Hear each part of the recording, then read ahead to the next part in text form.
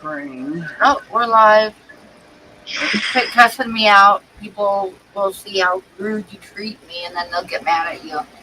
I'll handle you later. Okay, I gotta pull my stream up here. I was making cigarettes and just got here. Right. I have to confess, I was slow. Okay, it looks like my commercial is on. Ice Hole Taker, Sky Dancer, Cat, hi. I know I saw Grasshopper in earlier. Yeah. I don't see him now. Pam, I hear myself over there echoing. Well, I got the sound off on the stream. So Well, I if don't you know go what to back tell and you. listen to my stream for this evening, you had a big echo over there too. Really? That's weird Yep. because I do not have the sound on. Well, So, tell the 108 people that have torches and pitchforks running after you in that first stream.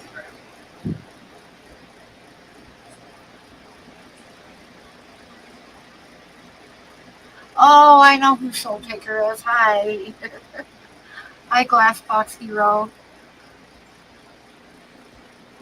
I have not been doing the best. I have been kind of sick.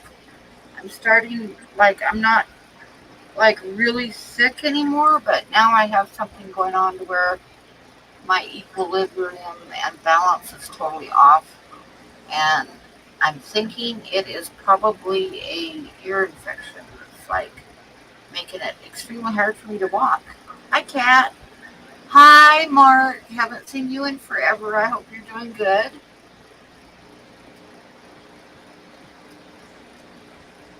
So that is what is up with me. I'm just an old person who topples if I don't have something to hang on to right now when I get up. No, I've been, I thought I was having trouble with my speakers too and not being able to hear some live streams very easily. But I'm thinking now, oh, look at him.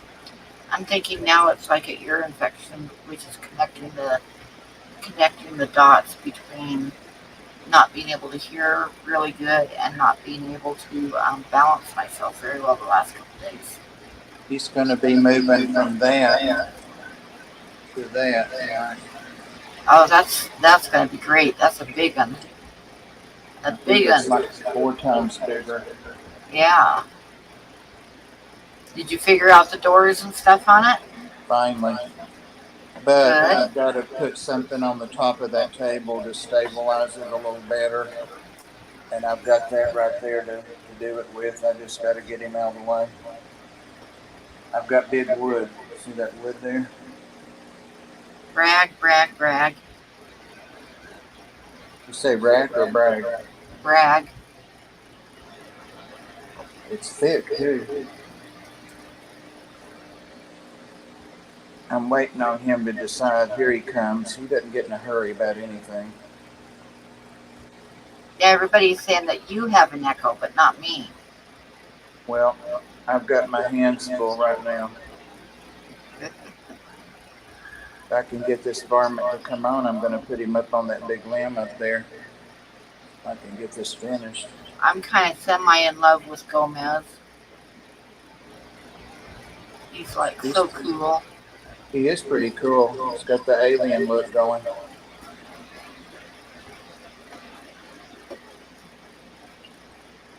And he's slow enough to where you don't have to worry about him running off real quick.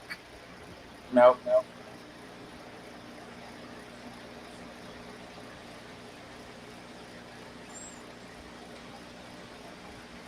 He's wishing he had. You can see him thinking, do I want to get up there or do I not?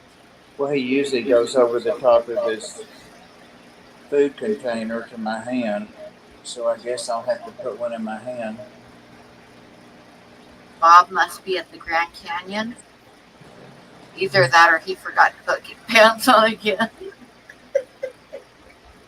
I'm going to hurt you, Pam.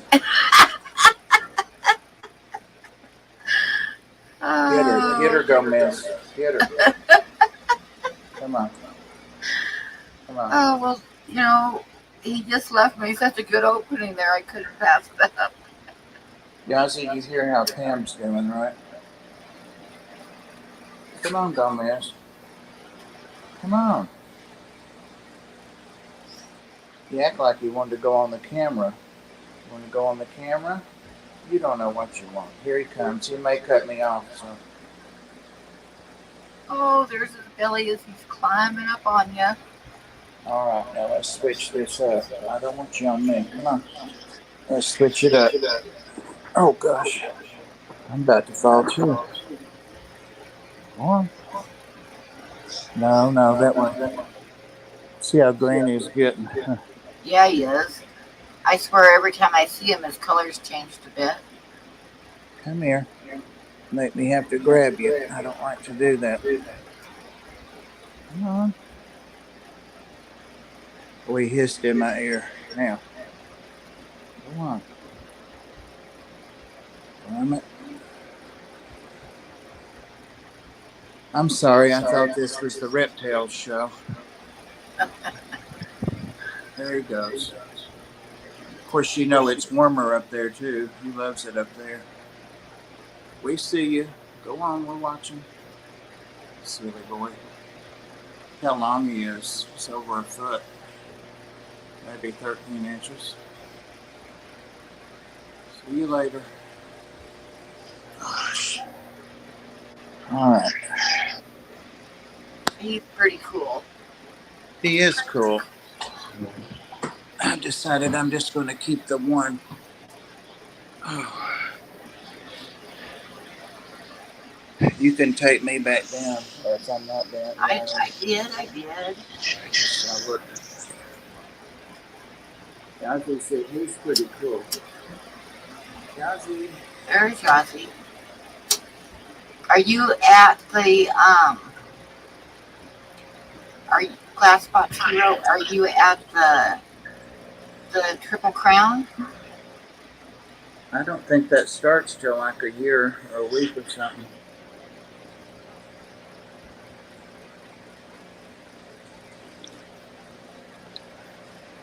What day does it start? Friday?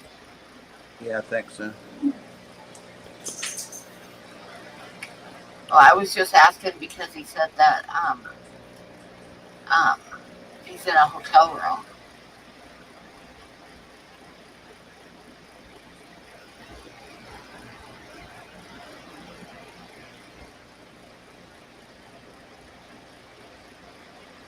The sun is going down here and it's finally cooling off.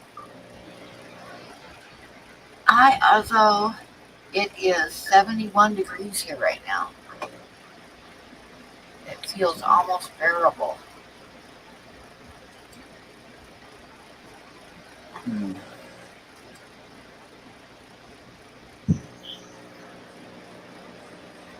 Well, he's really going to like in that big thing. It's actually like 4. I said twice. Oh yeah, what are you going to do with the little one? You going to get somebody to put in there? I'm going to put that green, this guy in here, the green African bush snake.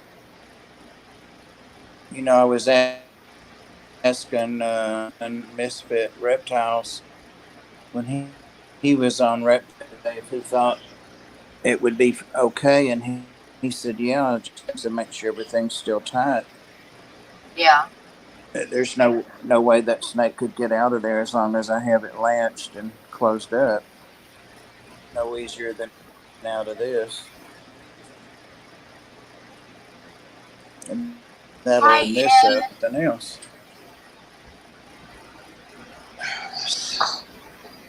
Ed is leaving at 3. Are you leaving at 3 o'clock in the morning tomorrow morning? Or are you leaving Friday? I thought he was leaving this morning at 3 in the morning.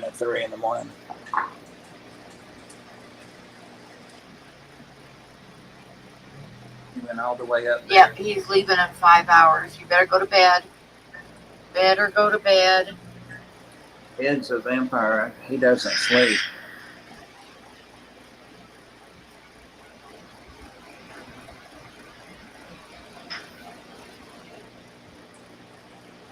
Hi, Gold Nugget. Hey, Gold Nugget. You must be ahead of me, Pam.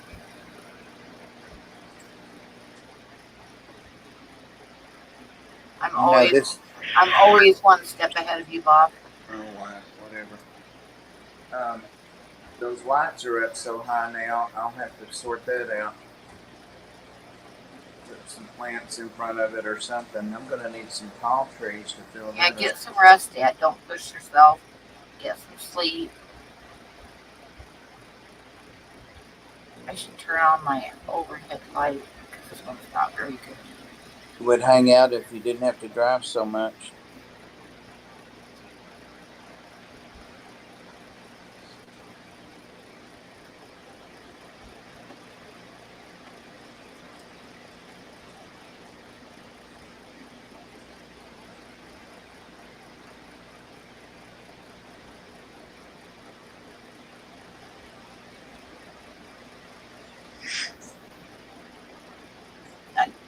You need to talk, Bob, because I'm like biting my tongue so I don't see anything wicked. Look in the mirror. Night, Dad. Is Ed leaving or is Sky leaving? Ed is going to bed. I don't believe that. He'll be messaging me in a couple hours. I bet you.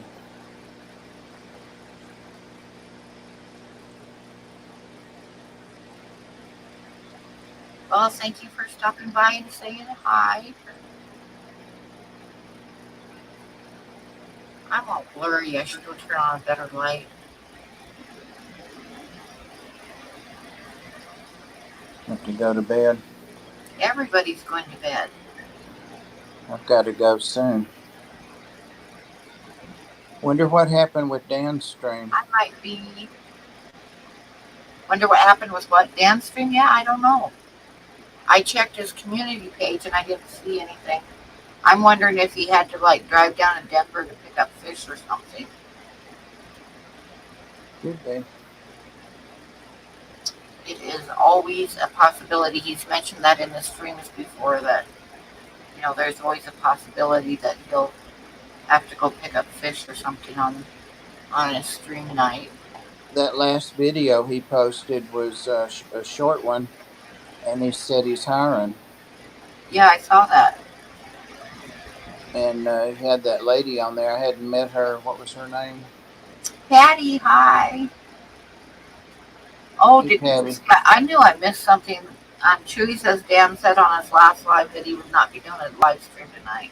I thought he did, but Yeah, I missed it. I caught the other one when he went down to California a couple weeks ago, but I didn't catch that he wasn't streaming tonight. Okay. But he didn't, so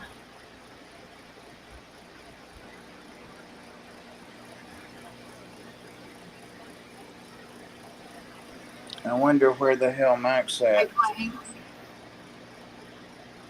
don't need this much sleep.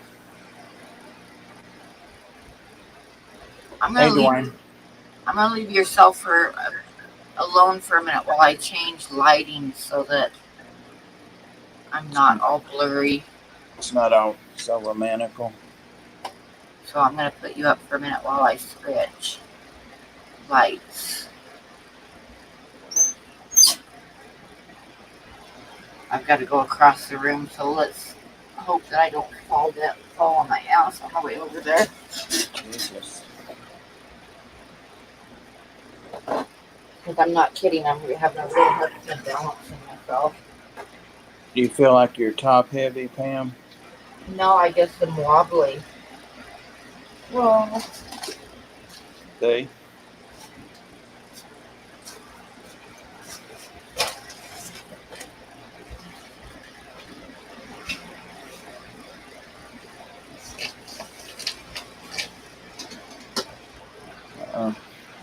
Dance for you? Okay. What do you want to see?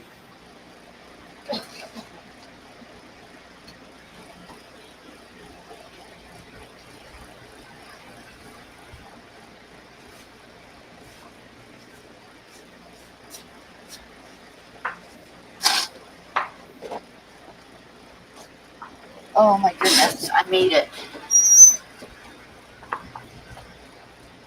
Can you see what's going on here? Yossi, you're chewing up an egg crate? Where the hell did you get that anyway?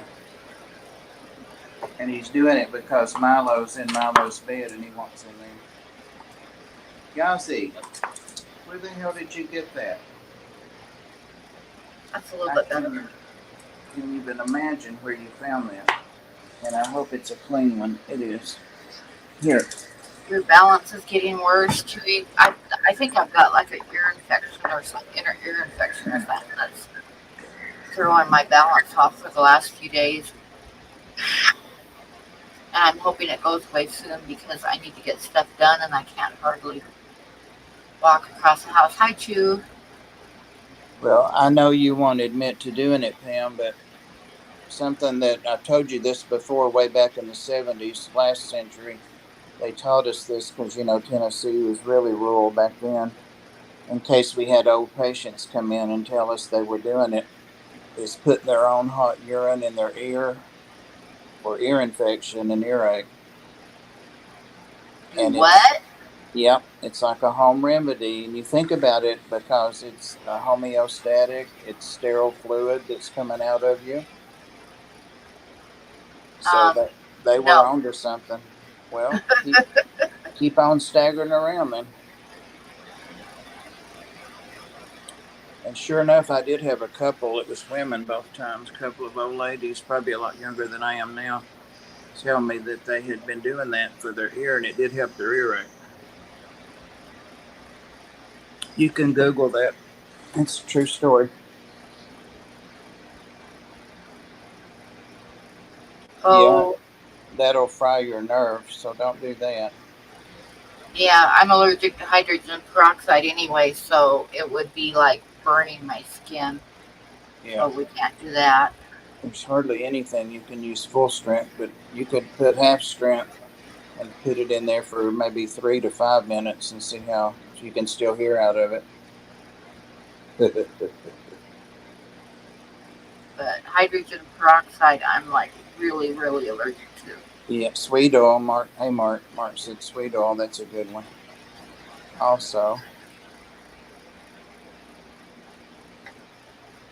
I gotta see what Google says.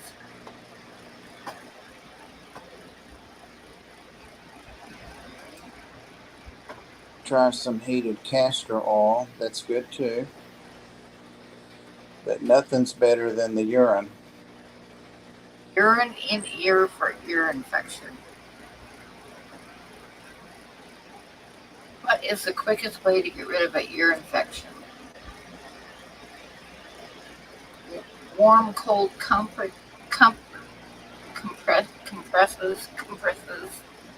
Consider olive oil. Look into natural passage drops. Be sure to sleep without pressure on your ear. Try over-the-counter pain relievers. See, I don't have any of that right now. I don't have any kind of pain relievers. And I always sleep on my side, so I'm wondering if that's making it worse. I don't see anything about urine. Oh, come on. Am I going to have to Google it? I just did. Yazzie, come here. Yazzie. He's having a fit because I took his project away from him. I'll donate. Yeah, I'll donate some, Pam. Oh my God. Medicinal use of urine. Local urine. Where did it go? I lost it.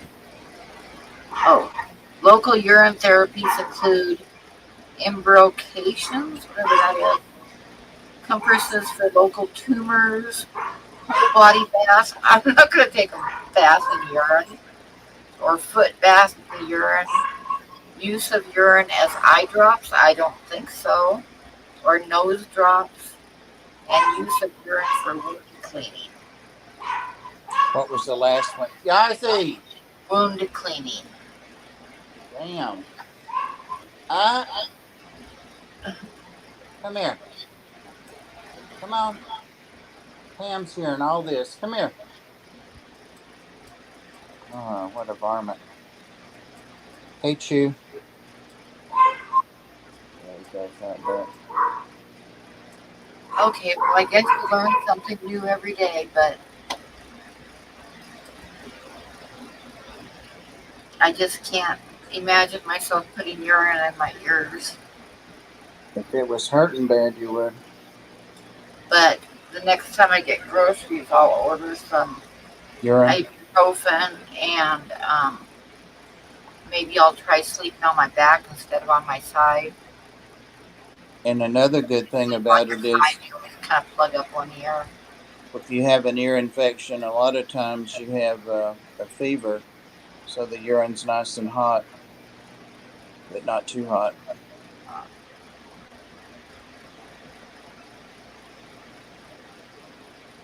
I've got some more. Toothache sometimes causes ear problems. Well, I don't have a toothache right now, but I have had them not that long ago because I still have my wisdom teeth and they try to come down once in a while. Bob's really pushing the urine, yeah. I'm trying to give you good medical advice, the cheapest you can get.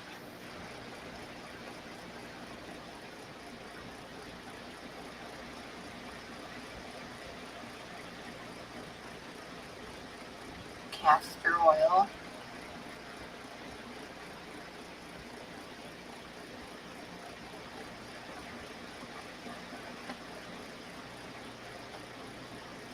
Another thing it does, because it's, the same, it's your body fluid, so it's going to pull the exudates and the dead white blood cells, the pus, to be blunt, all that stuff out and off of your eardrum. But then you'll have pus in your ear instead of piss.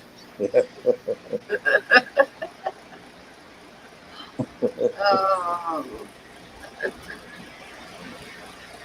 I might start up a traveling pea show, a wagon, for healing. But a lot of people would put pea in their ears. I'm not sure, Larry. It's we're talking about the medicinal uses of urine.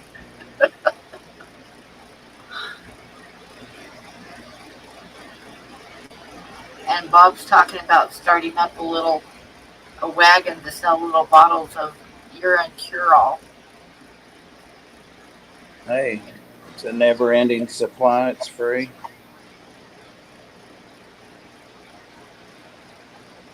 Get me a couple of investors, and here I go.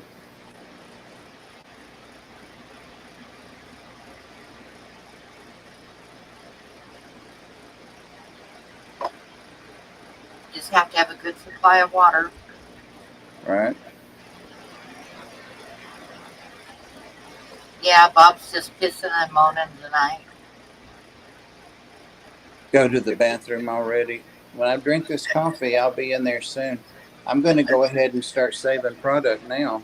I'm not going to waste. Waste not, want not.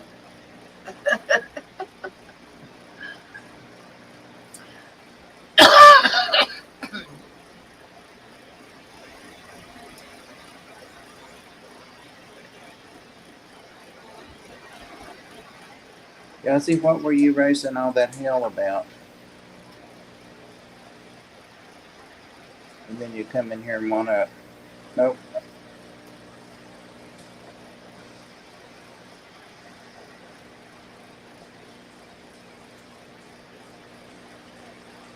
I saw something about that, Chewy. Like a Egyptical kind of tomb. Oh, wow. Yeah.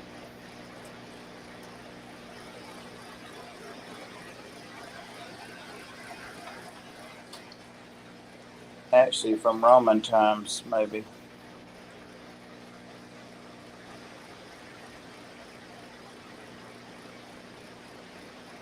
That was even before I just looked up to see what the oldest poop found was, and it's 50,000 years old. The oldest human poop found. Poop? Poop. Fossilized poop. Are you thinking about doing a startup yourself? Remember the biggest one ever found, they figure, was a Viking poop?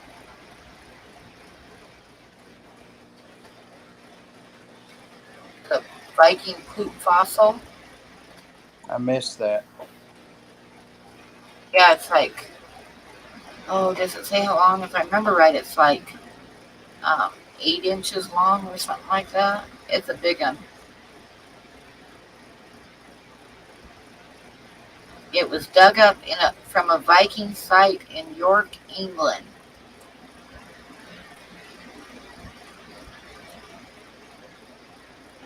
It came from a sick Viking, or at least he was in pain because it was pretty big.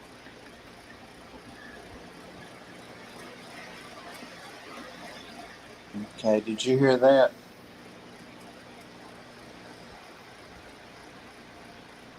It dates back to the 9th century.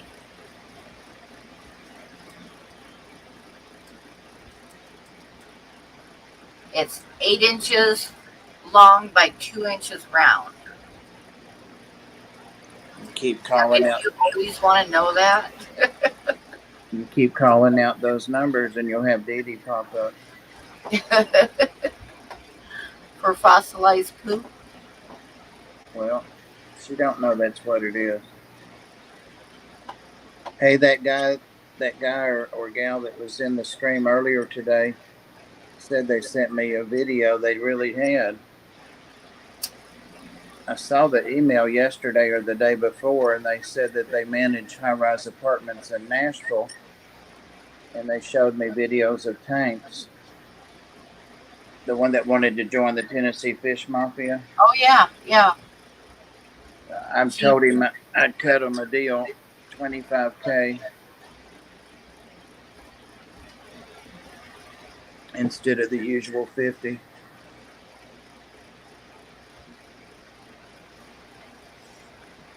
Okay, so we've covered urine and fossilized poop. What should we talk about now?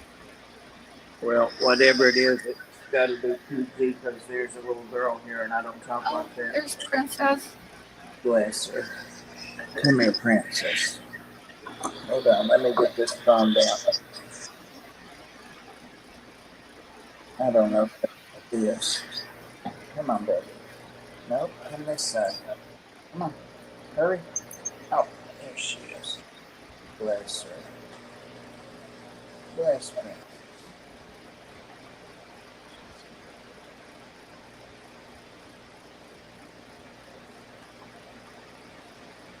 Dee Dee loves the wood. We talk about it. Yep. She got the vapors the other night when Kenny said he had a massive log.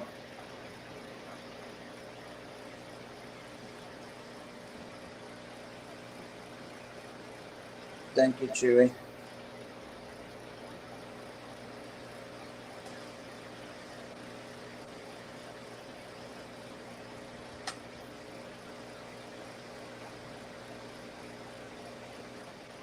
I saw that there's a shark that had been trapped inside a volcano and it involved in that really hot water, and the volcano. Really? Yeah, I saw something about that, and I didn't see anything about that. That's pretty cool. And that they're surviving out in the general water now. What are you so jumpy about? Oh. You must have lived with somebody that screamed and hollered and got after you. Can you imagine?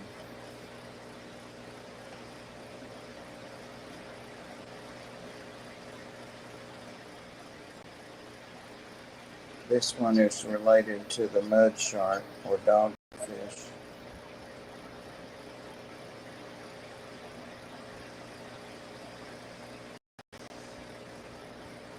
Grasshopper cat's calling you.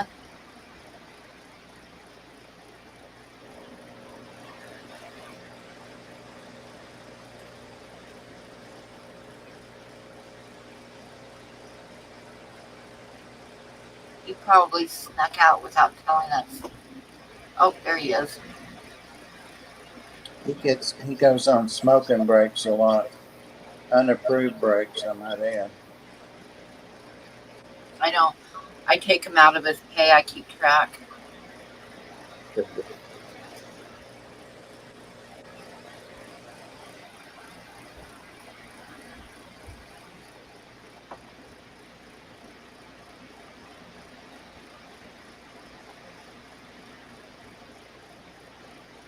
Oh, I forgot to look up that term he used. Google that, Pam.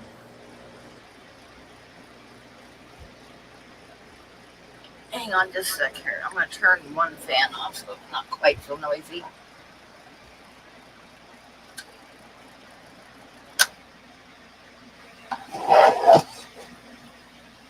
Starting to cool off a little bit. I'd say the doctor will prescribe you a hearing aid.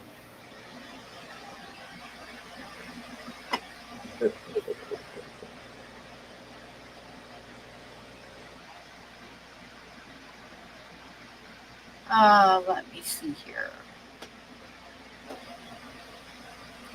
So we need to have something to talk about tonight because we just do.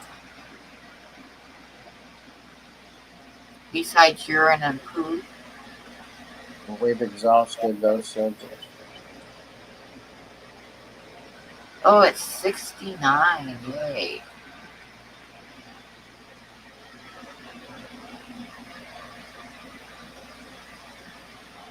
Tomorrow we're getting thunderstorms again. So it won't be as hot tomorrow, so that's good.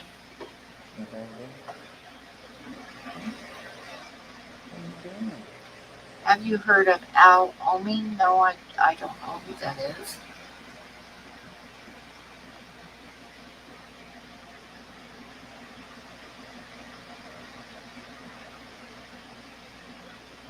Now, I used to know an old guy that had, like,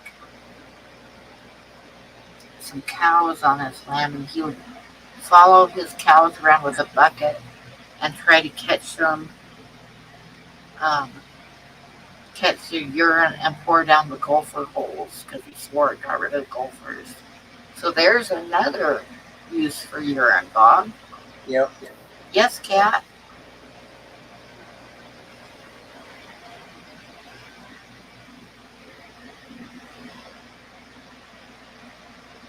Now that I know that, I'll stop using buckets.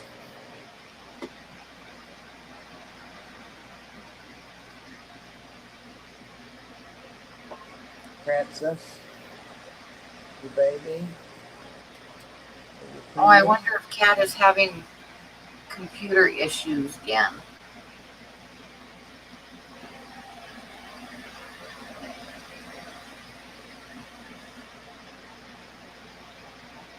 That happens to her once in a while. She said, oh, shoot. Yeah, I'm wondering if she's having issues.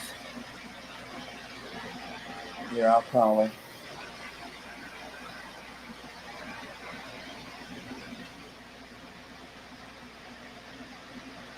I've never heard of him before, Chewy, but sounds like he was interesting.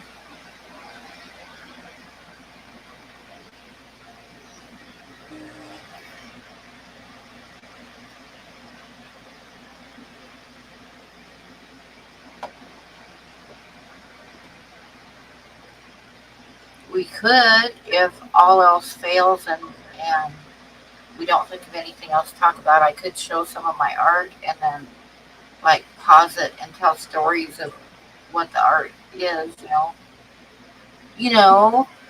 That works. Yeah, but I don't know if anybody else wants me to do that. Well, if they've got a better idea, I'd like to hear it. I used to do that on my streams once in a while and people liked it, but that was the old group of the fish fam, so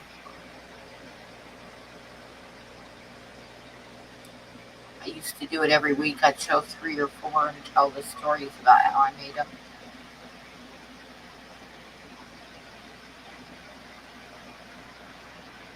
What reptile art art do I have? Right now, I don't have any. Everything is given away or sold in the reptile department right now.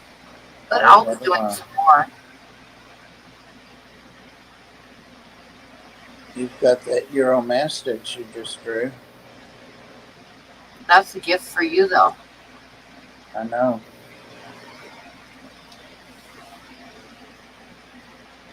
Oh, I thought he just wanted to see it.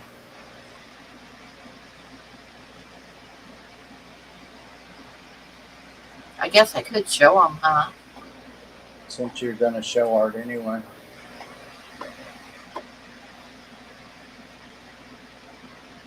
Yes, please. Let me see. I've got to go find him. Is your art in the mail? Actually, it's in the stack ready to go out, and I have not.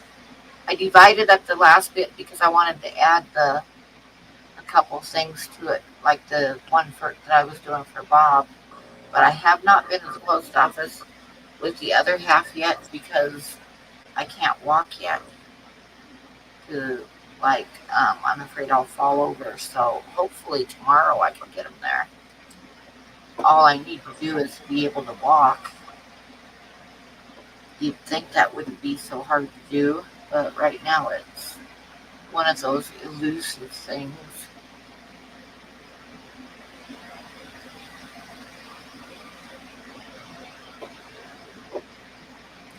Okay, this is Pugsley, so I can share that.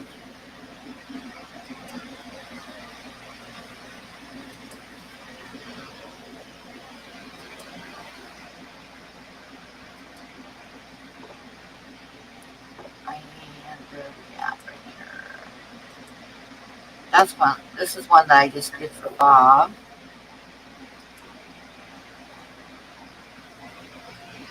So there's that one. And I just did a snake a couple weeks ago, a small card snaky. But when I get yours in the mail, I'll send you a tracking number. I'm hoping I can go tomorrow.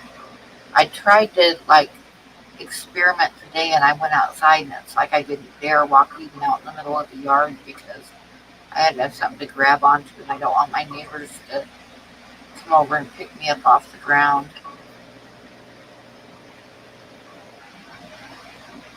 What did I do? There we go. Careful, you get out there falling around, that puts your butt in assisted living. Oh, hush, we don't want that. Mm-mm. They don't let you stream like there. What else? I have a milk snake up here too. I'll go show that one.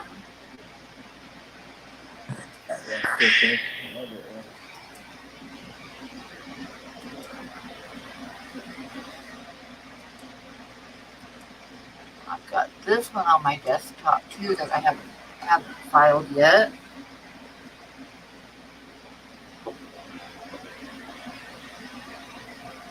A little milk snake. And let me see, I think I've got the sneaky snake one up here somewhere too.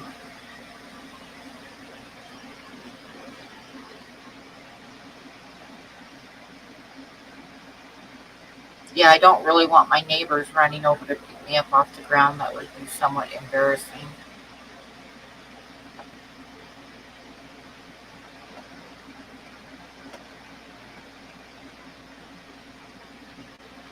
Or calling an ambulance or something like that. I'm not sick. It's just I'm pretty sure that it is probably an ear infection that's throwing my balance off.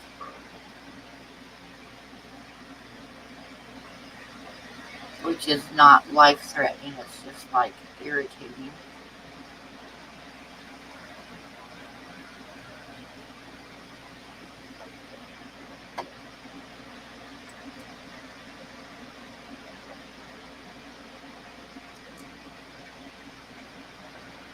And I don't know where the other ones are. I need to file them.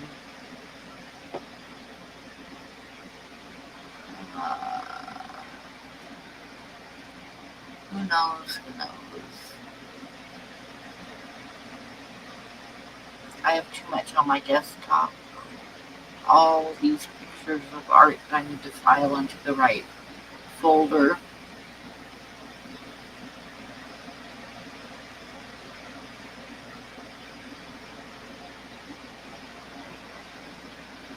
So, okay.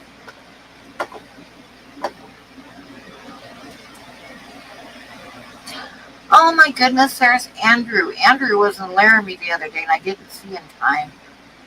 You're in Tacoma, Washington. Cool. Andrew was lucky he was here on Sunday, which was the coolest day that we've had for months. I think we had a high of 60 degrees on Sunday. And I wish it would have stayed that way forever, but it didn't. It was only one day, and then it went back to being hot again.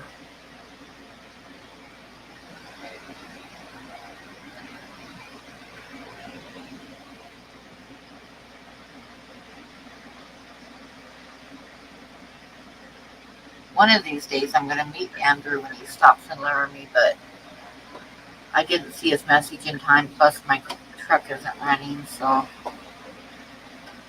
Careful, Pam, it's a trap. Yeah.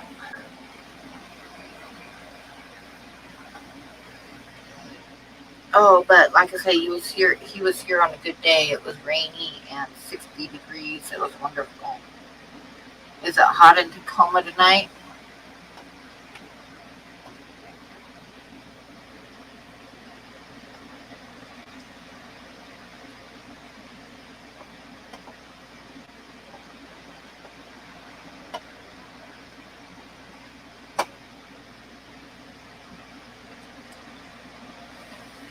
Oh, a cheetah, that's cool.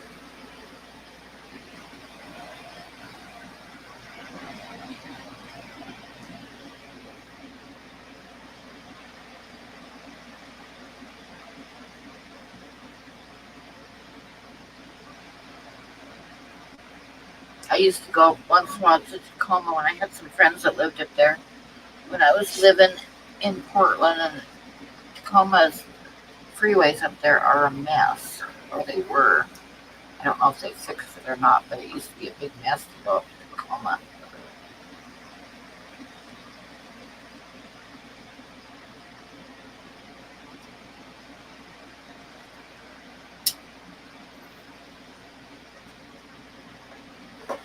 So how are your new critters doing, Bob? They're all doing well. Except the one that died. What one died? That one that had to have it like 150. Oh, that's too bad. The sandfish. Yep. He died? He died. Oh, he was pretty cool looking. That's the one I called the people that I got him from about. And they said they thought that it was too cold in that room. And they didn't bring, it was cold because you could hear it in the video whining about it being cold and he wished he had his jacket and all that. But they said they thought it just got too cold and they refunded me half the price of him, which wasn't a lot, but I thought that was nice of them. Oh, that's too bad. I know. He was very unusual. Yep.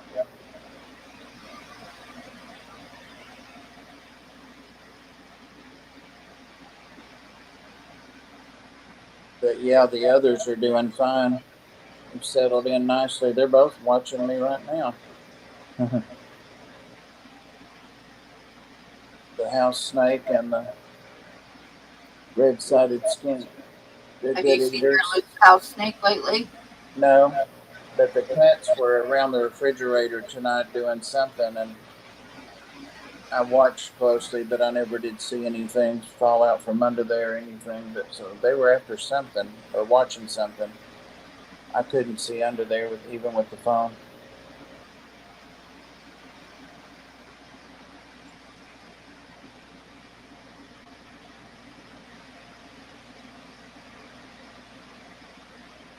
Oh, okay, it's too quiet. I'm going to show some artwork, and I'll stop and tell stories about some of them. Does that sound fair to people? Don't know Unless how. someone wants to come up and talk to us, that would be even better. That would be nice. Why don't you make your boy get up there? Yes, Grasshopper, why don't you come up? Lickety split. Hop to.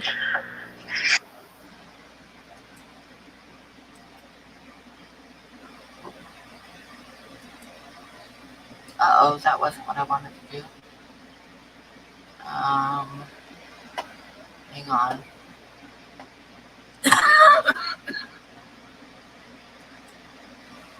I was going to post the StreamYard link, and instead I posted my whole little thing that I put on the bottom in the description.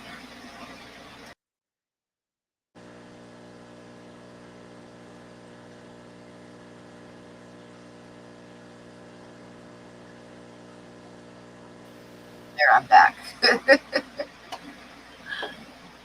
Okay, hang on.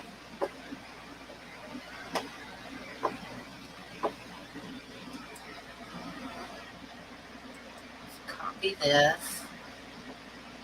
Paste it here.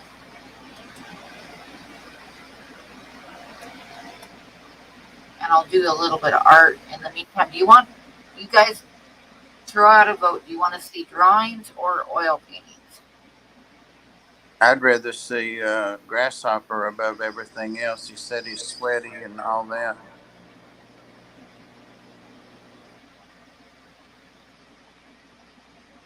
Well, it's hot here too. But drawings, as far as. Okay, so we got oil paint, one vote for oil painting and one vote for drawings. So, and then one vote for both.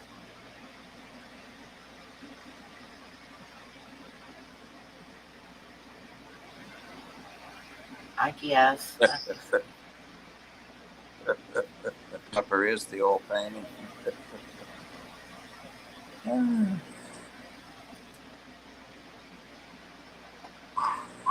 Well, at least they'll be posting something, Grasshopper.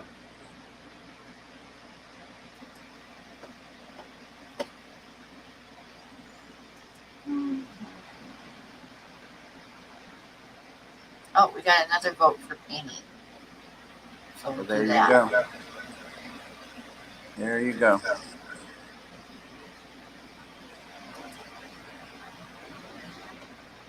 Okay, so let me pull up my paintings.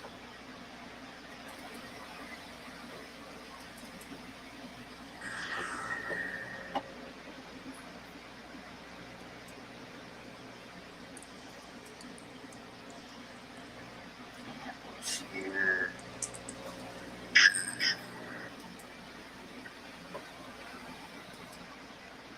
Yeah, Sky Dancer told you to get up there.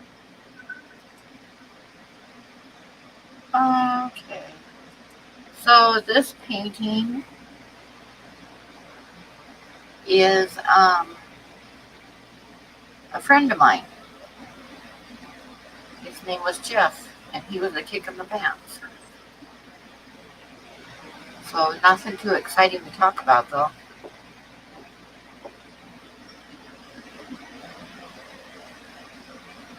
I did a drawing of him too, so, but I asked him to pose for me, so, and then I had the painting about halfway done, and put it in storage when I moved to Cape Cod, and when I came back and got my stuff out of storage, I finished it, which was a little bit difficult because I no longer had the photographs for reference. So I kind of just finished it on the fly, so to speak.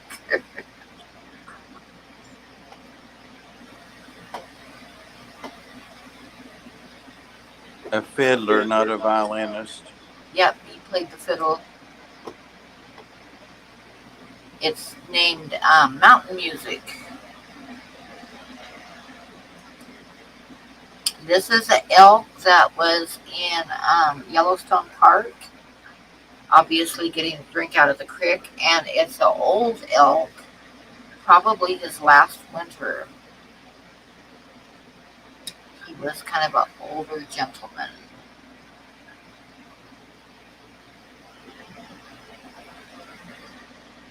And nothing really too exciting to say about that one.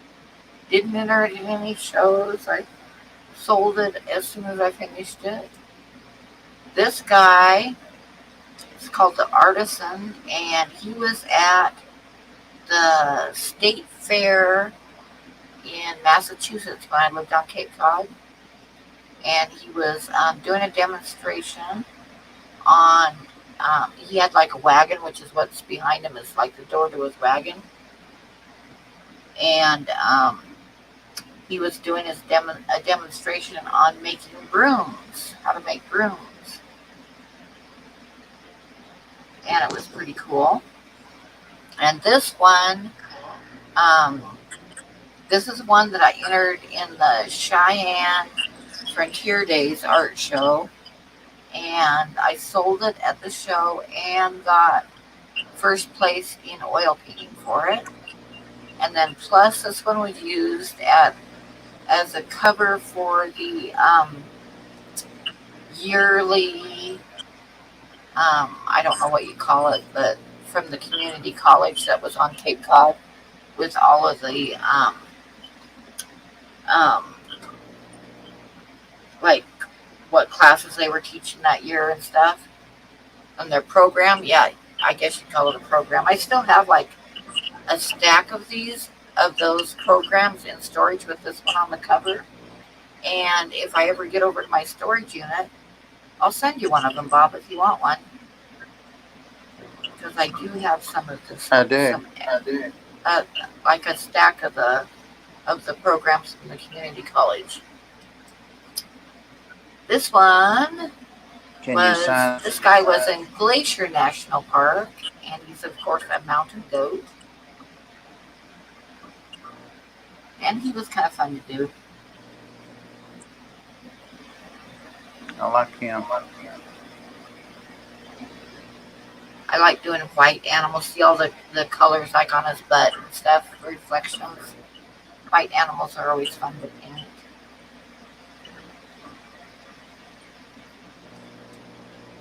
And this, of course, is Grace. And I've told everybody, there's quite a few stories I have about Grace, about the painting and stuff and how it came to be. But I think probably everybody here has heard the stories. I will look real quick. Has everybody here seen the stories about Grace? Oh my goodness! I heard the one about how you met her. Yeah, how I met her, and then the painting when I had it in the gallery in Red Lodge in Montana. Cat hasn't heard the stories. Okay, so Grace. Are you implying something, Grasshopper? What did he say? You can't find his Minnie Mouse ears? Okay, so votes. How many of you have not heard the story about Grace?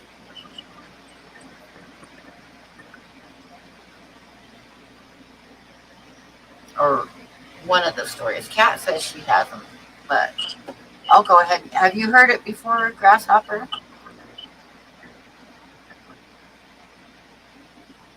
You haven't heard it? Okay, so I'll go ahead and tell it because there's probably more than you in here. So Grace was a lady on Cape Cod, and when I lived on Cape Cod, I had like my backyard was nothing but trails wandering through flower beds with a fish pond in the back, and then the backyard was surrounded by trees, so didn't really have any grass in the backyard. It was all flowers and stuff, like a cottage garden. And I got home. I worked as a secretary at a mortgage place. And I got home from work one night, and this lady was coming out of my backyard. And so I parked and told her hi. And she told me that when she went for her daily walks, she hoped I didn't mind because she always went through my backyard because she said it was like a little oasis back there. So she liked to walk through it. And I told her it was no problem. And then we started talking, and I had like a greenhouse set up on the side of the house where I started my own seeds. And through talking and stuff, she was really hard to understand because she had a really strong accent, like a Creole type accent. But anyway, she asked me if she could have some flowers, and I told her sure. But I said, "Can you pose for me? Because I would like to do a painting of you." And she was really beautiful. She was like 82 years old, and just like classic features, high cheekbones and everything. I really loved her. So anyway, she started laughing, and she told me that she was born in Brazil, and a professor from New York City had brought her to the United States to pose for his art class. So she had like there was drawings of her when she was young. She was like she said when he brought her over, she was like 17, and she said there was like drawings of her in museums in New York and stuff. So I thought it was pretty cool. Anyway, so she posed for me, and I did the painting of her. Whoa. And she got some flowers. And what is Bob doing? So that's how I met her and how the painting came to be. And then a couple other things about the painting. Somebody on Facebook, somebody stole the photograph, the picture of her, of the painting, and used it. I started seeing it all over Facebook. They like shortened it. They like cut the painting shorter to take my name off of it, and then they flipped it and used it in a religious meme without my permission. And I ended up getting Facebook to take it down, but it's all over Pinterest, and it's everywhere. There was no chance of me taking it down everywhere. But it kind of upset me because if they would have asked my permission, I would have given it, and it would have been excellent, excellent for me because thousands upon thousands upon thousands of people saw it and shared it and all that stuff. But nope, they did not want to give me any credit for it. So yeah, that is you can't just cut a artist's name off of it and flip the image and think that you got by the copyright issues, because you didn't. So there's that happened with that painting. And then the other thing that happened with that painting is there was a new gallery opening up at Red Lodge, which is in Montana at the base of the Beartooth Pass. And you go over the Beartooth Pass and hit Cook City, and then you drop into Yellowstone. So anyway, there's a lot of galleries in Red Lodge, and there was a new one opening up, and they wanted me to come up for the weekend and do a demonstration on the sidewalk for their big opening weekend. And they asked me to bring up a couple paintings as examples of my work to hang in their gallery, and then I did like a demonstration painting out on the sidewalk for I think it was Friday, Saturday, and Sunday. I left Sunday afternoon. So I did that, and one of the paintings I took up there to put on my wall in the gallery was this painting of Grace, right? So that was kind of an interesting weekend. One of the things that surprised me about that weekend is I had two different couples when I was painting out on the sidewalk. I had two different couples introduce themselves and tell me that they saw in the newspaper that I was going to be up there, and they came just to meet me. And we're talking, like 200-mile round trip just to meet me. Can you believe that shit? Two different couples. But anyway, so after the weekend was over and I was loading up my truck And I told the people that own the gallery that I'd been working on a painting of an elk for my demonstration. And I told them that I'd finish it at home and bring it back up the next weekend. So as I was loading up the truck, I said, well, I'm coming up next weekend. Can I just go ahead and leave the painting of Grace here over the weekend, or, over the week, and I'll pick it up next weekend? And this lady that ran the gallery looked at me and she said, oh no, we don't have those people here. And that totally pissed me off. I mean, I won't even get into how much that pissed me off. So I took the painting home. And the next weekend when I brought the painting of the elk up for him, she kind of pulled me off to the side and she asked me if I would bring the painting of Grace back. She said, do you still have it? And I said, yes. And she said, will you bring it back? And I said, no. Because when I'm mad, and I wasn't bringing the painting back. So she kind of walked off in a huff. And this guy that was working at the gallery came over to talk to me, and he said, you know why she wanted that painting back? And I said, no, why? And he said, because there was, while he was there, at least 2 large groups of people, like with at least 10 people in each group, that during the week came into the gallery just to see that painting, because one of their friends had seen it and like brought a whole group of people in. And that happened with a couple different big groups of people. So she wanted that painting back. But like I say, I was rather pissed, and I was not going to bring it back. And I never did bring it back. I ended up, a guy that had seen it on Cape Cod that was from Connecticut had tracked me down online until he found my email and emailed me and asked me if he could buy the painting, if I would ship it to him. So I ended up selling it to a guy in Connecticut that had seen it. But yeah, that totally, I mean, I didn't say nothing, but I was pissed, and that painting was not going back to that gallery. So that's the story of Grace. So now we'll move on and see what is next. And if anybody gets bored with me talking about my art, just say so. And that includes you, Bob. If you want me to quit, just tell me. I'm feeding fish. Ah, okay. This is a painting of a kid named Jason who was one of my neighbors when I lived in Eastern Washington in Royal City. And his grandparents lived down in the canyon beside me. They were the next ranch over, so this was when they were doing branding, and I went over and helped. And Jason was kind of an ornery little shit, kind of smug and full of himself, and he ended up going to college on a scholarship for team wrestling, if I remember right. But I don't know why I did that.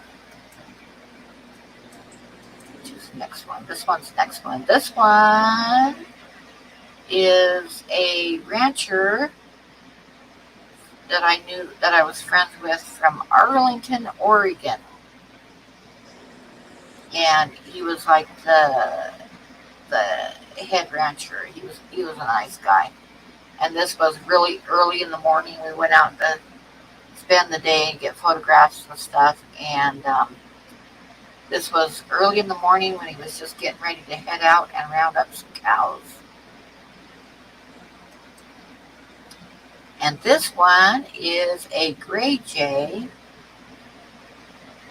which this guy was from a camping trip in Lostine River, which is in the corner of Oregon and Washington, Idaho. I don't see anything. In the Blue Mountains. What? You don't see anything? No. Well, heck. Let me see. Oh, it is black. Oh, I bet it stopped the screen. Hang on, I'll put it back again. Okay. It was a black night. It was a bird at night, Bob. Oh, hang on. I gotta reshare the screen.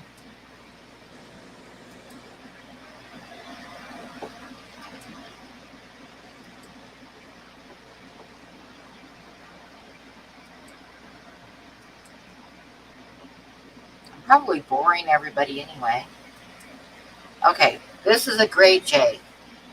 And this one was in, we call them camp robbers because if you leave anything on your picnic table, they'll swoop down and take it. And we were camping on the Lostine River. We went up there every year and went camping and fishing and stuff. And he was hanging around the camp, and I did a painting of him. And there's a lot of them in, that was in, like, say, in the corner with Oregon, Washington, and Idaho. And where we camped, if you went on one of the trail hikes and dropped over the ridge, you dropped into Hell's Canyon in Idaho. But it was up in the Blue Mountains. But I've seen these guys a lot in Yellowstone Park, too. And I'm going to see what's going on in chat, and then we'll go back to this. See if anybody has anything to say so we aren't bored by my art.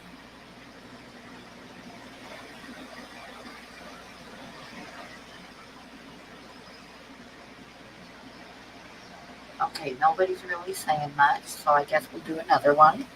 Are any of these for sale? Oh, these are all sold long ago. No print?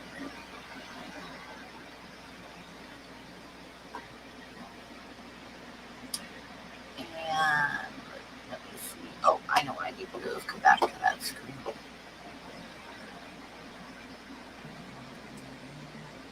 Okay, see what's next. Oh, this is just a little landscape. One of my quick little landscapes, nothing exciting. And that's a barn I did for a friend, for her daughter, for a Christmas present. She wanted me to do a red barn, so I did.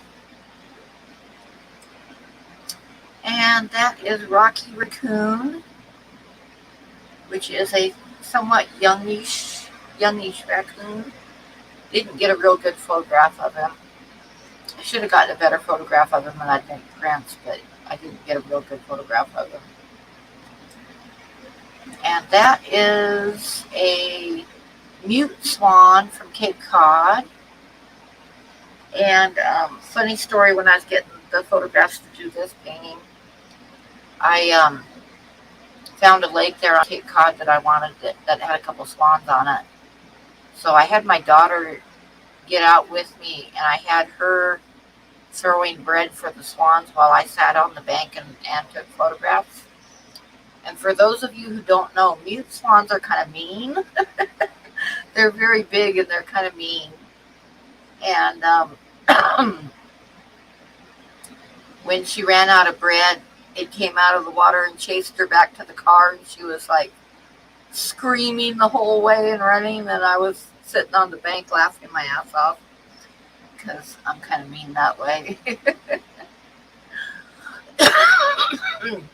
But anyway, yeah, this is a mute swan. And this painting I entered in a show, and it was displayed at the Salamunde Club in New York City, in an art show there. Salmagundi or Salamundi, something like that. It's a famous club in New York City that has always been for like artists, and like presidents stop by there and have lunch and stuff. It's kind of an artsy famous club. But anyway, they had an art show there, and this was my entry, and it was in the show. I don't remember if I placed it all with this one, but that was the last year that I showed there because they had this deal. It always costs like anywhere from $50 to $100 to enter a show, and then you got to pay for shipping and all that. And they wouldn't let you ship it right to the show.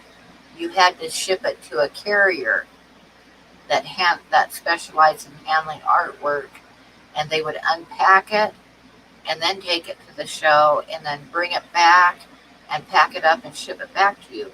And that was an extra $100 for their services. And after the show was over, I didn't get my swan back. And there was a lady that had a gallery on Cape Cod, and she wanted the swan. She wanted the swan in her gallery to sell it. So I called like 3 different times, and it was like a month after the show, and I should have had it back, and I had to come back. And they kept saying, oh, I don't know where it is. Well, finally, they shipped it back. And when I got it, I realized that the reason that they hadn't shipped it back to me is because they broke the fuck out of the frame. And it was a really expensive gold gilded type frame that cost me like almost $200. And they broke the shit out of it. And they tried to say it happened in shipping, but the box was in perfect shape. It didn't happen in shipping. They did it there, and that's the reason that they kept putting it off shipping it back to me. And then they wouldn't pay for the frame. All they would do is give me credit for the next year, like a $90 credit. And I never entered that show again because there was no other option other than having them handle it, and I just didn't want to deal with it. So that's what happened with that one. And this one's called Twilight. And this was a fun painting to do. This is a really old painting. And I was experimenting with it. And what I did is all the area that has the sunlight hitting it, I painted white, just pure white, and let it dry. And then I just like glaze color over it, so that what happens is when the light hits it, like daylight hits it, it goes through that transparent paint and hits the pure white paint underneath and bounces back at you. So it's hard to photograph, but all those parts that the sunlight's hitting really glowed. And I entered this in a show in Ellensburg, Washington, a big Western art show. I entered this and a little drawing of a cowboy. And they accepted the cowboy and they turned this painting down. They didn't take it. So, but I had like the show, you had like rooms that you rent and fill up with your artwork, and people wander through the rooms all weekend and buy art from you and stuff. So I had this painting hanging in my room. And another one of the artists that was in the show came in and said, hi, Joe Coffee. And anyway, another artist came in and was asking me about it, and I told him how I did it. Because I had people that were coming into my room and pulling the painting away from the wall and looking behind it because they thought that I had a light behind it, which was pretty funny. But it was just a technique that I used to paint it. So anyway, so this artist like pulled a bunch of the other artists, but I mean, like, I probably had 20 artists in my room looking at this painting, and I was explaining to them how I did it and stuff.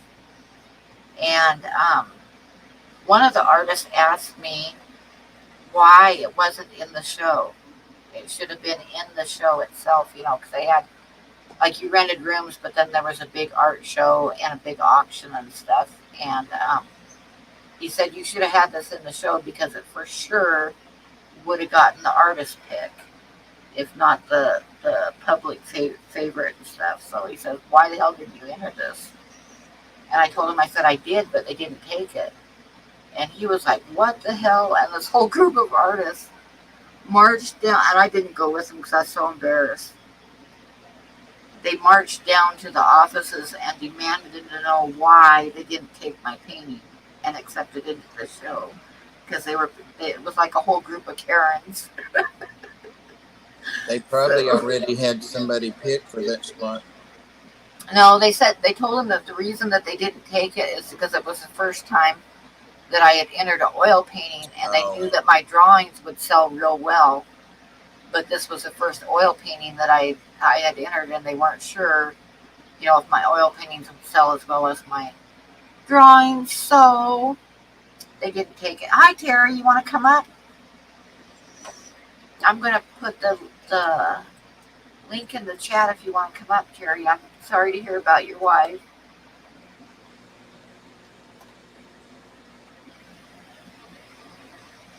But if you want to come up, there's a link and I'll watch for you. I'm just like, I'm boring everybody with artwork right now.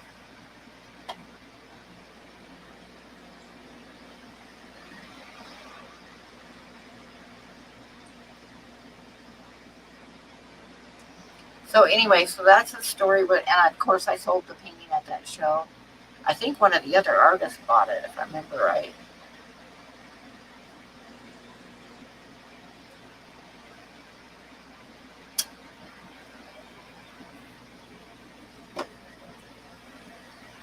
Why do they call that particular swan a mute swan? I don't know, because they make a lot of noise. I would think. But they got a really nasty temperament.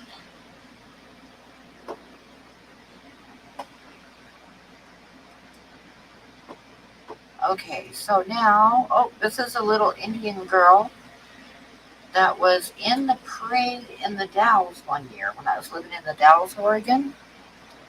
And I took this one to a show in Omak, Washington, and it won Best in Show at that one.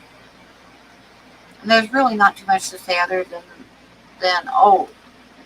I had to like on my reference photo, the hand wasn't there, just part of the hand, so I had to have one of my daughters like hold the beads for me so that I could paint the hand in.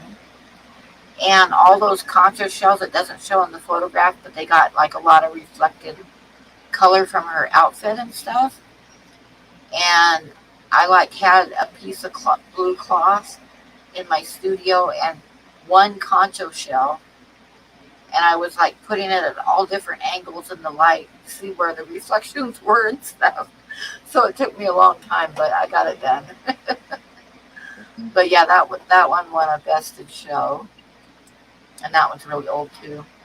And this is a bobcat that one of my friends in Gillette, Wyoming, which is way up north, he has a house out in the woods there, and this bobcat was living underneath of his porch one winter. It lived there all winter long. And he said the day that he realized it was there was when he could see drag marks in the snow. And he followed the drag marks, and this bobcat had gotten itself a young buck, a young mule deer buck, and drugged that buck underneath of his porch, underneath of his deck. He had like a great big wooden deck, and this bobcat had drugged the deer underneath the deck. And once he realized there was a pair of them, and he just left them alone all winter, and they lived there all winter long. So that was kind of cool. They were setting up for kittens. Yeah. And anyway, he asked me to do a painting of it, so I did. That's the painting I did. And that is just a cow elk with a couple yearling or young calves. And that is a painting that I was telling you about that I was doing as a demonstration on the sidewalk with the whole story about the painting of grace and stuff. This is a painting that I was working on the sidewalk for the grand opening of their gallery.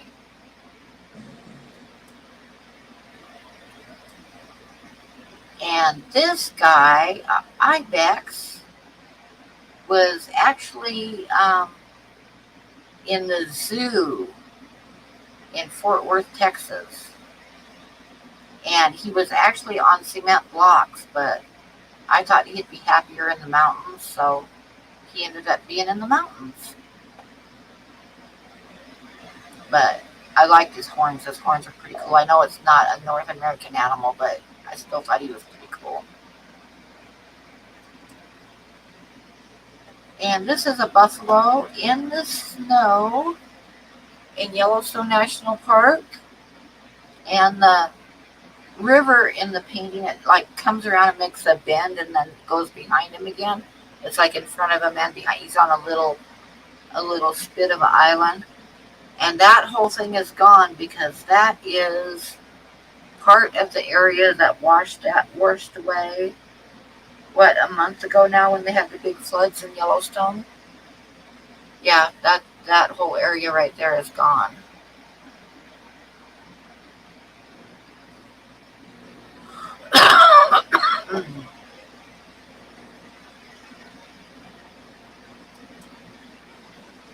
And that's a pair of mallard ducks.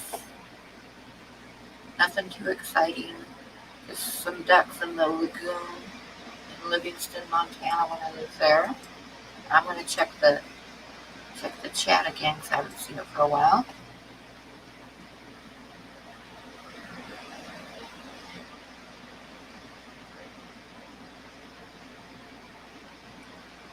I don't remember what species of ibex that was. Like say he was at the zoo in Fort Worth, Texas. No, they're not native to North America.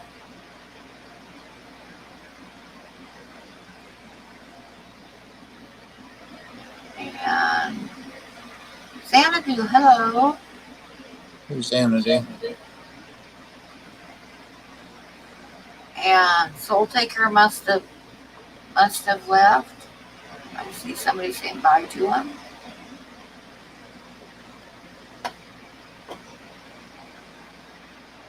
So is everybody bored yet? No, I'm enjoying. Haven't heard some of the.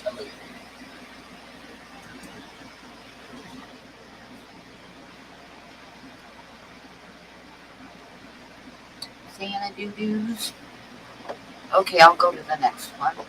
Unless, all you guys have to do is tell me that you're tired of it, and we will be done for the night, and it won't hurt my feelings a bit. Oh, this is a 12 by 24. Oops, I guess that is my best picture of it.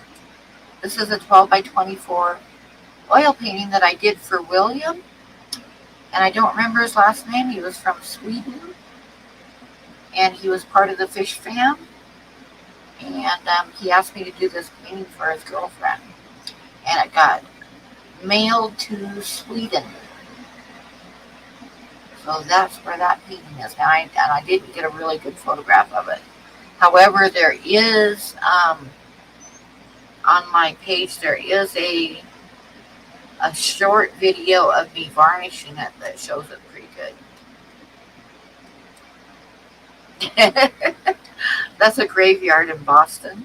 And I just loved the way that the light was hitting the tombstones. It's not a very good painting, but it was fun to do, and I had to laugh because we were like doing a tour of the area in Boston, and that had like the house that Paul Revere grew up in and all that stuff. So we did this tour, and my oldest daughter Jessie was with us, and the guy that I used to live with on the Cape, and then my youngest kid. So we're in this churchyard, and the guy's telling us all these people that are buried there. Like, I mean, a lot of people, famous people, were buried in this churchyard. And the tombstones weren't lined up. They were like all hodgepodge all over the place. And a lot of them would have like one tombstone, then there'd be a body on each side of it and writing on each side of it for the two different people. But I was standing there listening to them, and it was like late in the afternoon. It was like 4 o'clock in the afternoon. And I was like, oh my God, I love the light. And I got down, like squatted down on my knees to get the right angle, and I was taking pictures, and Jessica was going, oh my God, Mom, what are you doing? You aren't going to paint tombstones, are you? And I did. Oh. And then the other thing that happened with that painting of the tombstones is the Cape Cod Art Club used to have guests come in once in a while and do lectures and stuff. And they were having this one famous landscape artist that was like critiquing everybody's work. So you were supposed to bring in a couple samples of landscapes, and then he would bring people up one at a time, and they'd bring up one of their paintings and put it up on the easel in front of the whole room, and then he'd talk about what was good about it and what could be improved and all that stuff, right? So it was pretty interesting. So anyway, I took my gravestone painting, and I was like, I had just like, when I walked in, I always did this. I leaned it against the wall so that nobody could see it, with the back out. And I had it leaned in line, ready to go. So I was like towards the end, so I'd listened to most of his critiquing on other people's stuff. And one of his favorite things to do when he was talking about someone's landscape painting was tell him that the trees were all lined up like gravestones. They needed to mix it up and have trees behind each other and, separate groupings, and not have them all lined up like gravestones. That was his favorite thing to tell everybody. So when he called my name, I went up to the front with my painting and put it up on the easel, and it was a painting of gravestones. And he didn't know what to say. And I started laughing, and he started the whole room started laughing. It was pretty funny. Oh. But he gave me a couple tips, and then I had a drawing too, and I remember the drawing, he told me there was nothing he could say about it. It was like, there was no critique to give of it. So, yeah. Okay, so this is a painting that I did for a commission of a friend of mine in Wyoming wanted a painting of her daughter riding her horse, and they had a big ranch. Her and her husband had a real big ranch. And the photographs that she sent me, I did this one from her photographs, and they were just of the girl riding through a field of green grass.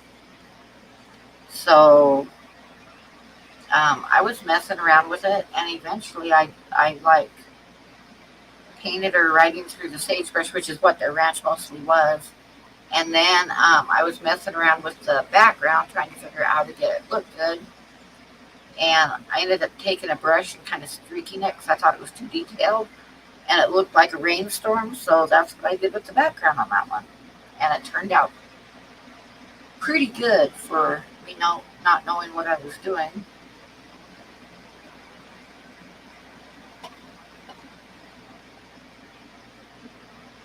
But it was one of those deals where I had to keep changing the painting because the way that her jeans were balled up in the front, she thought made her look fat and blah, blah, blah.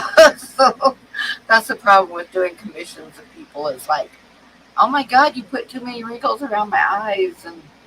And oh no, that makes me look fat. So yeah, so that was one of those paintings.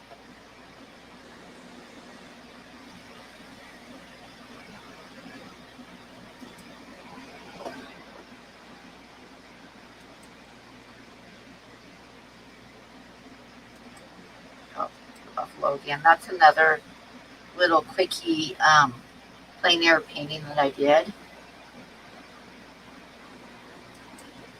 And that is the churches on Cape Cod, which somebody in here bought this one, but I don't remember who. No, I think it might have been Danny. And that's another commission from the same lady. That's her husband on his horse. Same lady who the last horse painting was for. And that is Jake at the bear sanctuary. I love Jake. He was such a beautiful bear. And all the background I just made up. All the foreground and the background is just made up. But the way that I did this painting, what I was trying to show is you see the mound of dirt behind him? Now, what grizzly bears do, there's two types of grizzly bears are extremely dangerous. And everybody knows the one that you don't get close to a grizzly bear mama with her cubs. Everybody knows that that's dangerous. But there are even more people killed by situations like what I just painted, which is a grizzly bear. When they have a kill, they will cover it with brush and dirt and stuff, and then they'll get upwind from it and they'll guard it. And if you are unlucky enough to happen to walk along not realizing it's there and get too close to their food, it can be really bad. And that's one of the ways that a lot of people get killed by grizzly bears. So that's what this painting was about. And this is a buffalo, just one of the buffalo in Yellowstone. I like the detail of the dust on it. Yeah, I love buffalo. I do. I love painting buffalo. I love their colors and everything. The dust on its hoof.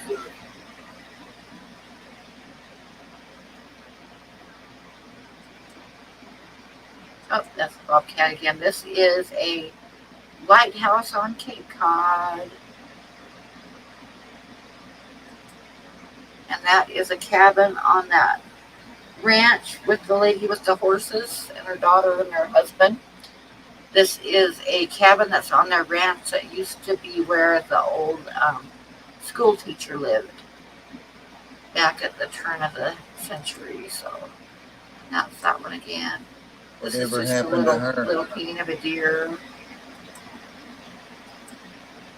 This is a commission that I did of a lady's house.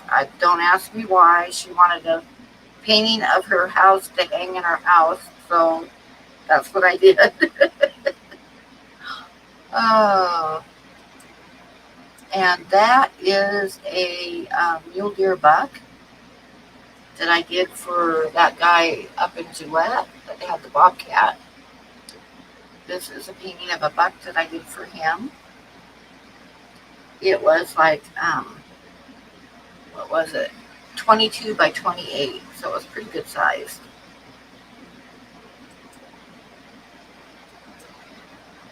And that is Jay, one of the bears at the bear sanctuary. This one is one that I did. They have a gala once a year where they try to raise money to feed the bears and do any improvements and stuff.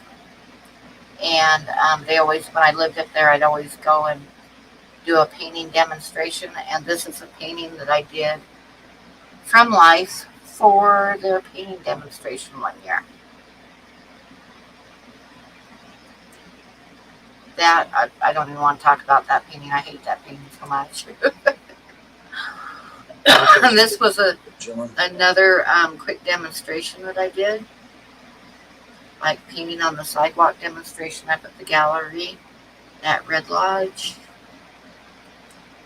And there's that one again, that one again. This is a guy that was in a reenactment of Custer's Last Stand that was held at the Crow Indian Reservation in Montana.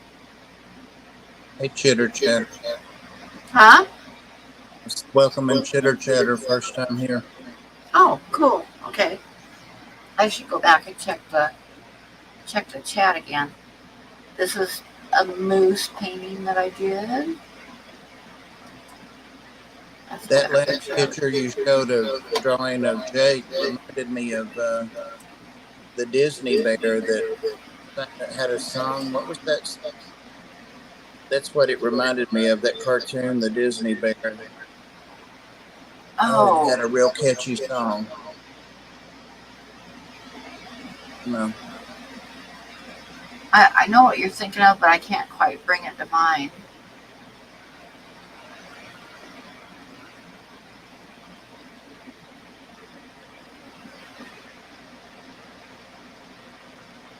You're still going on about the pee in the ear. The pee? In the ear. Oh. Pee in their ear, they'll leave you alone. Yep, pee in the ear.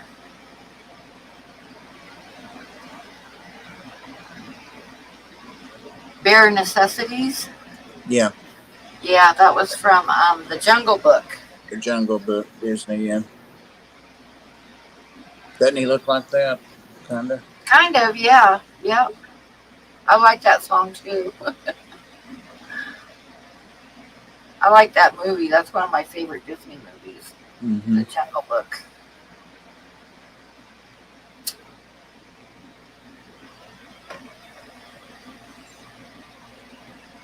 And welcome to the live stream chitter chatter. We're just kind of like, we got bored, so I'm showing them some of my artwork and telling them stories about the different paintings.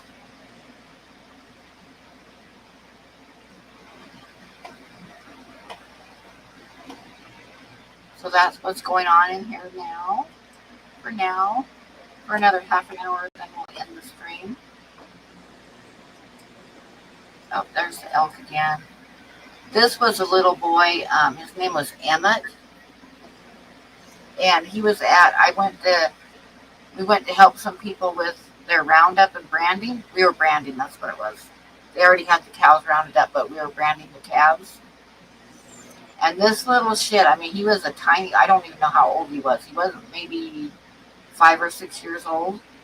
Little short little shit. And he would climb up on the fence and then jump on his horse.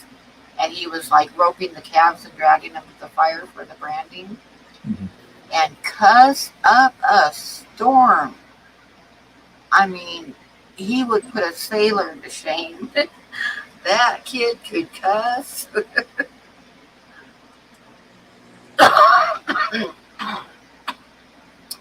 This is just a mallard on the pond in the fall.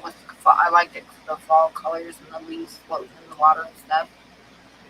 And this is some buffalo in Yellowstone. And this is in a section of the road that is washed out too. So most of the area that I used to go to in Yellowstone all the time when I lived up there got flooded this and washed away a month ago. So yeah, but anyway, this is a herd of buffalo. And the trees in the background and stuff are giant, humongous old trees. And this is a Canadian goose with her babies.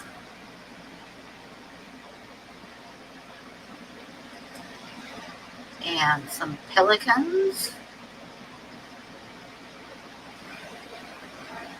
And these are actually the brown pelicans that I saw in Florida.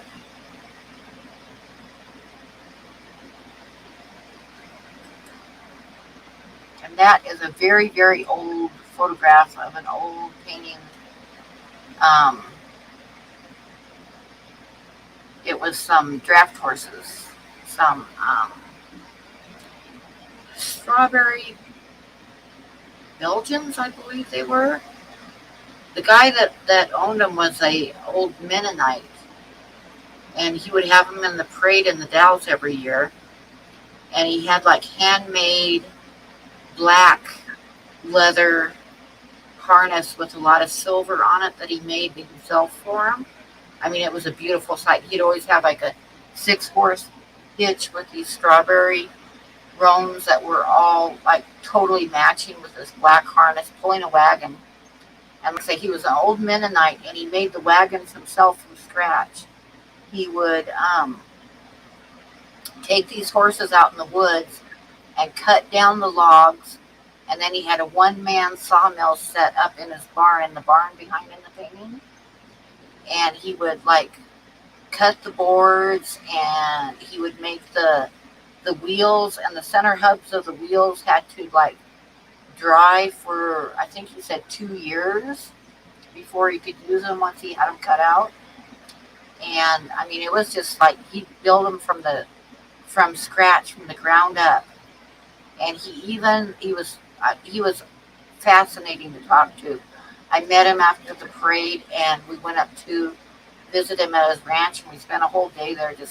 He was really a cool guy. But he made a wooden sleigh, like a big one that people ride in and gets pulled by horses. He made one for John Wayne. And he had like a whole list of wagons and stuff he was making for people.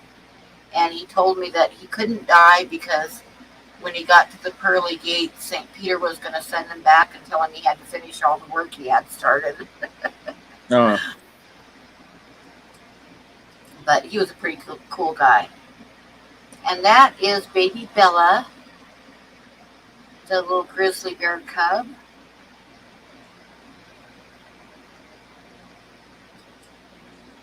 And that is just a quick plein air painting that I did actually outside of Red Lodge, Montana.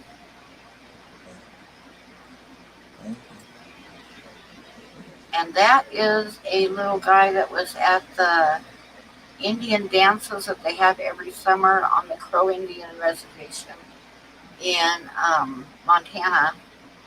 And it's between Sheridan. The Crow Indian Reservation is between Sheridan and Billings. It's all Crow Indian Reservation. And I don't know what tribe he was from because, like I say, they have these dances every summer, and tribes from all over the place come for them. So I apologize because I don't know what tribe he was, what tribe he was from, but I thought he was cute. And that guy was also at the reenactment of the Custer Massacre. That was also on the Crow Indian Reservation. They have it every summer. You say Crow Indian? Crow Indian. Yeah. Crow Indian. And Well, that, of course, is a heron.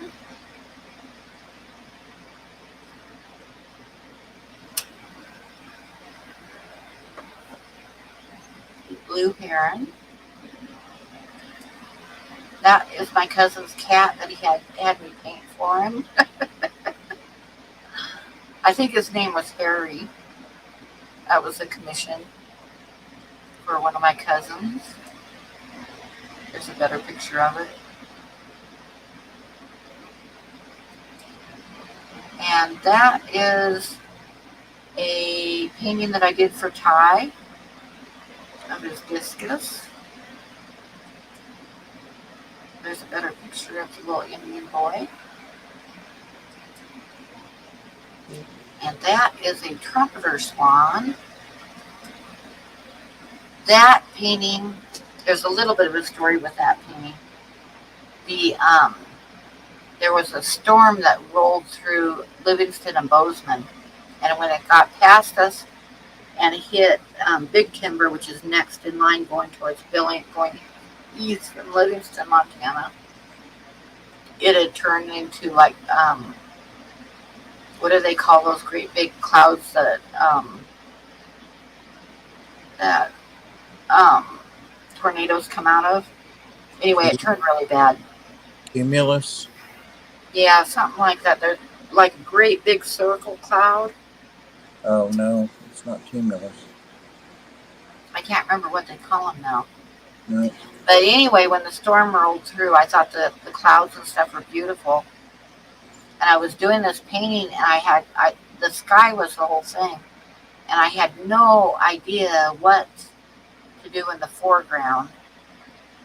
And then I had one of those sparks of inspiration and decided to put some teepees and brush in. So the teepees and brush are actually modeled after the ones on the Crow Indian Reservation during their dances, because the dances would last like 3 or 4 days, and there was like a bunch of teepees set up and stuff that people would stay in. So that's the story with that painting. And that is just a plein air painting. I do plein air paintings once in a while just to practice doing backgrounds and stuff. So because I'm not really that interested in landscapes, but I want to improve the landscapes in the background of my wildlife paintings. So Oh, every once in a while, I'll do some plein air paintings. congratulations, Joe Coffee. Just found new Pleco babies. Oh wow, that is awesome.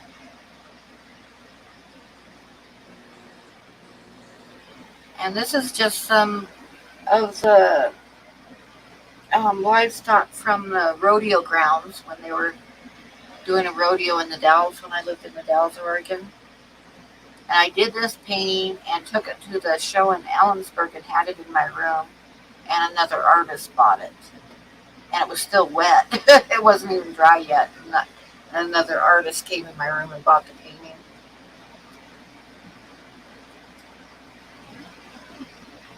And it's called Just Horses. And I did the whole painting with like 2 colors of paint and white. And it was kind of a fun little painting to do.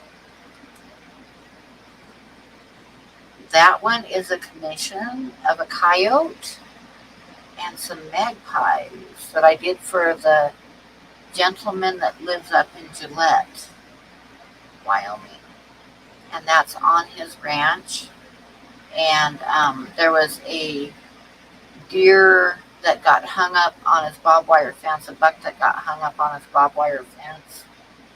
And he like hauled it off a ways from his house and then watched it and watched the coyotes and other animals coming in and feeding on it. And he wanted a painting. This painting was like 6 feet long and 4 feet tall.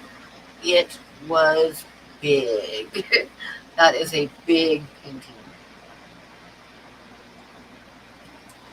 But not for everybody, obviously. Some people wouldn't like it because of the blood and gore. But, you know, hey, it's nature. And the magpies are like waiting in the wings for the coyote to move away so they can go in and get some of it too.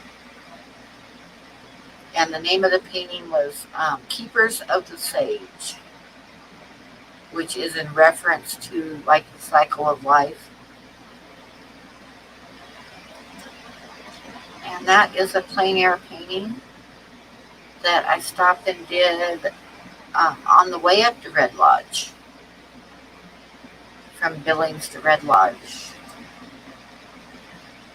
And this is a cow, and I wish I could remember the breed because it's one of the oldest breeds of cows.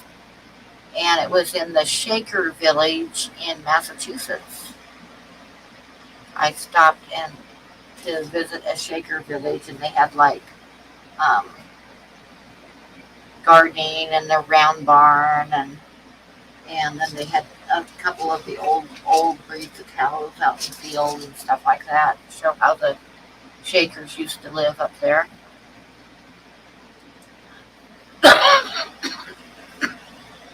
And that's just a quick painting of Brutus, grizzly bear. Oh, that's a little bit. I couldn't get a really good photograph of that painting for some reason. And that's another plein air painting outside of Livingston. Grasshopper said those a moo cow. Moo cow? Is that what breed it is? And this is in Paradise Valley, which is in between Livingston and Yellowstone Park. That's pretty. And that's a plein air painting too. And this is a little mountain bluebird. And when I lived there in Montana, especially this was in Paradise Valley, I could always tell when spring was here because the mountain bluebirds would come in, would migrate in and be everywhere and building their nests and stuff, which is pretty cool. But that's probably enough for tonight, don't you think? I'm sure everybody's tired of looking at art. Everybody seems to be enjoying it and following it.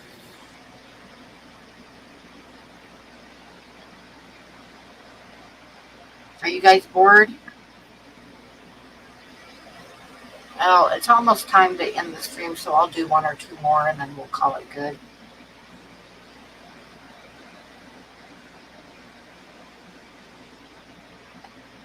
Okay, I'll do a couple more. Okay, so that's a little mountain bluebird. And that is mountain bluebird. It's actually the same bird. It was actually sitting on the horns of a deer skull, or no, it was an elk, but I put in the posts myself instead of doing the horns. Oh, that's a really, really, really old painting of my friend Jeff. And there's a mountain goat. I think I named that one Muddy Waters because the water was super, super muddy. He was getting a drink. And there's that painting of the little Indian boy again. This is all in my file, so there's going to be repeats and stuff because it's not something I had prepared to show. It's just out of my folder of paintings. And that is a couple of draft horses tied up to the back of a wagon. I like that. And that is a really, really, really old painting too. And a really bad photograph of it. That one I learned, that one is from a lesson that I learned because I had just moved to the Dalles, Oregon, and I decided to enter some stuff in the state fair just to kind of get my name out there a little bit, for exposure.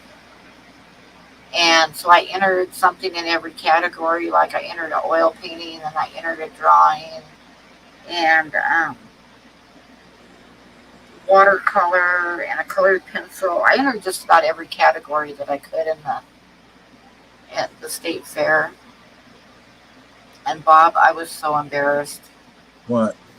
I won every single blue ribbon plus best in show. What? And I felt so bad because when you go to the state fair, there's a lot of artists that are not professional artists that are absolutely thrilled to death when they win something. And I fucking won every single blue ribbon, and I never did it again. I never did it again because I felt so bad. That was the one and only time that I ever entered the state fair like that. Because I felt really bad. Well, you shouldn't.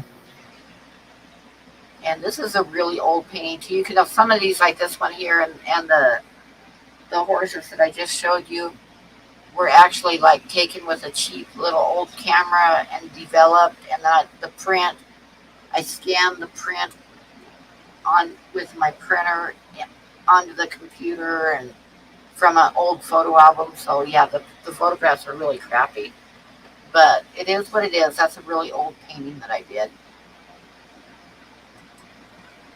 As well as that one is also a really old painting that I did. And it's just scanned to the computer off of using the printer. And that is some ducks. I think I called that one Getting Your Ducks in a Row. That one was a fun painting to do because what I did is I took like a palette knife, and all that paint, all that white paint in the background is laid on like super, super thick. And I like did all the texture and stuff and the snow in the background. And then I like used transparent paint to put in the shadows and stuff of the snow. But then I painted the ducks on top of that. So when you see the painting, there's actually like texture from the snow like underneath of the ducks that kind of shows a little bit. So like I said, I did the snow first, and then I painted the ducks on top of them, on top of the snow. And the painting is really heavy too because I really laid on that paint really thick, that white paint. And I had to wait forever for it to be dry enough to paint the ducks on top of it. And that one, I gave it to my cousin, my favorite cousin, and they have moved, him and my aunt have moved into a smaller house, apartment, and he's going to be giving that painting back to me because he doesn't have room for it now. So he was going to mail it, but they wanted over $100 to mail it because it's so heavy. So anyway, when he gets around to bringing that back to me, that one will be available for sale. Who doesn't have room for one painting? Well, they moved into like a small apartment, so. Still. And he's got like that painting of the cat, and he's got some other stuff that I've given him over the years. So Yes. him and my aunt, it's like my favorite aunt and my favorite cousin, and I've given them both a lot of artwork. So they have a lot of it, but he told me he was going to bring the ducks back. Skipper And that is a super, super, super old painting, and again, one from just an old print that I like scanned onto the computer. Hey, Dee Dee. So, and that's mentioned you earlier. And there is a huge story about this painting, which involves me falling in the lagoon and being rescued by a park ranger, and then the park ranger showing up at my house a couple days later to ask me if I was okay and to see if the painting was for sale. But I'm not going to tell that whole story right now because it's just about time to end the stream. So I'm going to call that good for tonight.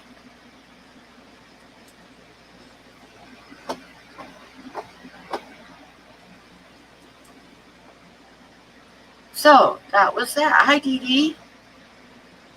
Well, when you do end, I saw Griffin started up a few minutes ago. If anybody wants to keep going. Oh, Griffin started a stream? Cool. Yeah, just a few minutes ago.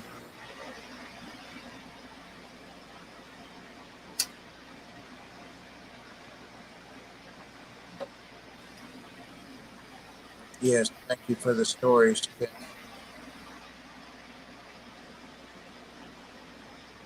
Vigilum. Hi, I haven't seen you in here before. Welcome to my stream.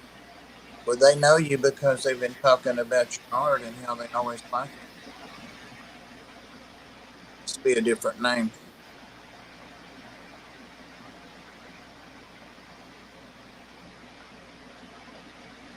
Thank you for the art and stories. You're welcome, and I hope I didn't bore everybody too much. Oh, Phil, that's yeah. Hi, Phil. Good to see you. I haven't seen you for quite a while.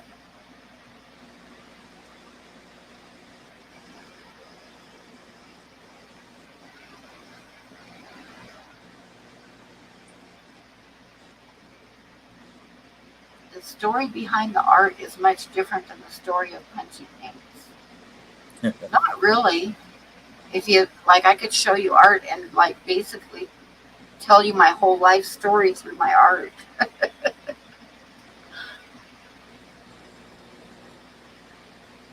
I told a guy one time that if he really wanted to know me, to just look at my art, because you could tell a lot just by looking at someone's art.